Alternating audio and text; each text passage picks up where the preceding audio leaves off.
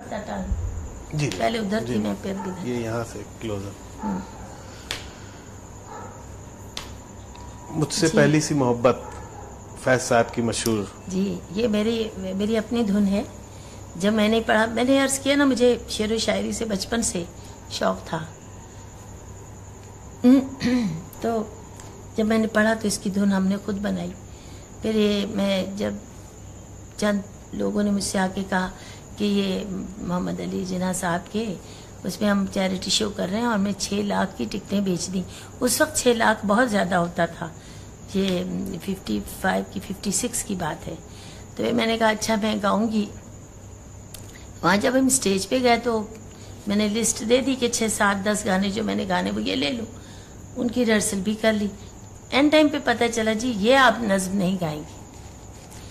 मैं तो हैरान हो गई, मेरी तो उस वक्त बहुत ही पसंदीदा नज़्म थी ये, और तय नहीं मैंने उसकी धुन बनाई थी। मैंने कहा जी नहीं, ये तो नहीं, मैं नहीं करूँगी, ऐसे तो होगा नहीं। फिर कुछ बहुत बड़े अफसरान थे जिनका नाम बेकार है, उन्होंने कहा कि जी नहीं ये फिर नहीं होगा। तो मैंने कहा तो फिर शो ही नहीं होगा, मैं तो घर जाती हूँ। मैंने कौन से आपसे पैसे लिए हैं, मैं तो अपने मुल्क के लिए गा रही हूँ कि भी चैरिटी है। फिर उनको सबों ने समझाया कि थोड़ा सा इसका भेजा, ये जिद्दी है, करने दें। आखिर क्या वजह, वो उन दिनों फैज साहब जेल में थे तो वो कुछ झगड़ा था।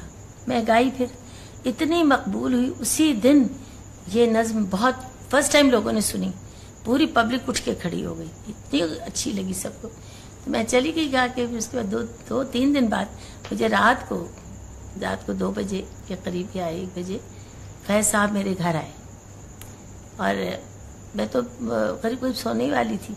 तो पता चला, उन्होंने कहा जी फैज़ आए हैं।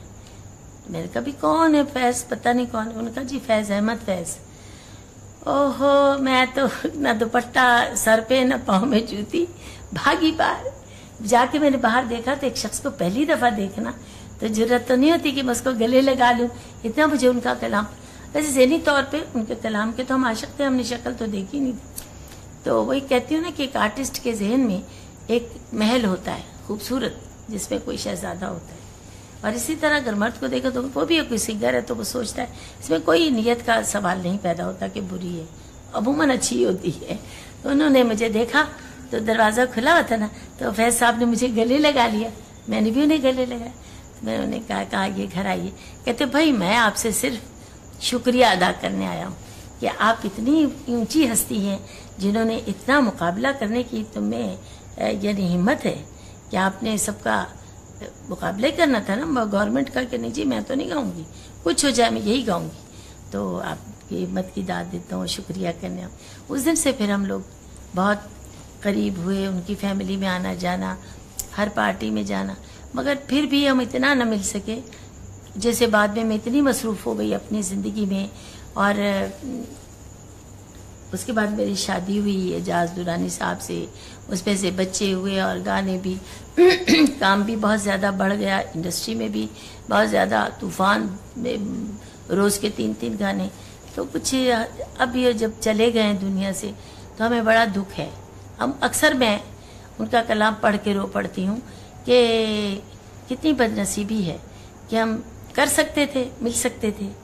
और अपने काश, अब मैं कहती हूँ जिंदा होते मैं गाने ही छोड़ देती। जब वो कहते हम बड़ी बड़ी महफिलें वो मिलते थे सब दोस्तों से, हम नहीं जा पाते थे। बस इसी तरह इंसान ज़िंदगी में बहुत भूल करता ही जाता है। वो कहते हैं ना, याद माजी अजाब है यारब, छीन ले मुझसे हाफजा मेरा, ये वो बात होती है। मुझे तो बहुत कलाम बहुत पसंद है। एक शेर मुझे और बहुत पसंद है कि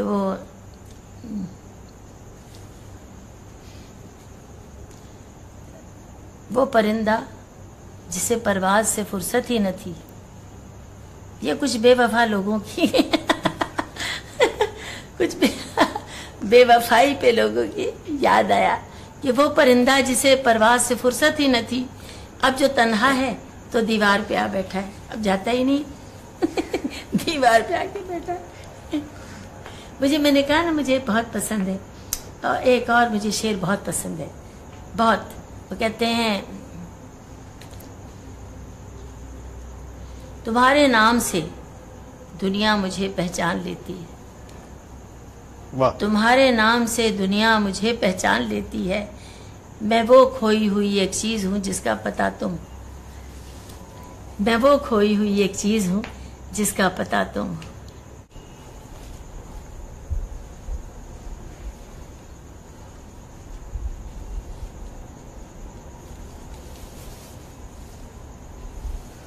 یہ فیض صاحب کی جو نظم تھی وہ آپ کو تو علم ہوگا اس کا کہ لوگ سمجھتے ہیں کہ یہ تو آپ کے نام سے منسلک ہو جی ہاں، انہوں نے بعض لوگ تو یہ بھی نہیں بات جانتے. کروں میں؟ جی ہاں سر. اچھا، وہ تھا کہ جب یہ فیض صاحب نے بھی سنی، بار بار سنی، کئی محفلوں میں میں اور اعجاز دونوں ہی جاتے تھے. تو میں نے بتایا نا پہلے کہ ہم کافی پہلے ملتے تھے. پھر اس کے بعد کئی مشاعرے میں فیض صاحب سے کہا گیا کہ آپ وہ نظم سنائیے. تو وہ فرماتے تھے کہ یہ نظم نور جہاں کی ہے، یہ اب انہی کے نام سے منسوب ہے، اور اب میں نہیں اسے پڑھوں گا، وہی پڑھیں گی، وہی گائیں گی. تو وہ انہوں نے اسے اپنے مشاعروں میں پڑھنا چھوڑ دیا تھا. کہتے تھے نہیں، نور جہاں اب پڑھیں گی اس کو. بہت چاہتے تھے، بہت اچھے لوگ تھے. آپ نے آپ نے جو قصہ سنا کہ آپ نے مقابلہ کیا کچھ لوگوں کے ساتھ اس نظم کے پڑھنے کے لیے. جی ہاں. اور کبھی آپ کو کوئی مقابلے کرنا پڑے کسی نہیں، اللہ کا بڑا کرم ہے زندگی میں. تو جی اب تک مقابلے ہی چل رہے ہیں. کوئی لوگ بھی ایسے جو دیکھے اچھے لوگوں کی کوئی کمی نہیں. ویسے بھی میں تو یہ سمجھتی ہوں کہ مجھے کوئی برا ملا ہی نہیں، کیونکہ میں کسی کے ساتھ بری نہیں.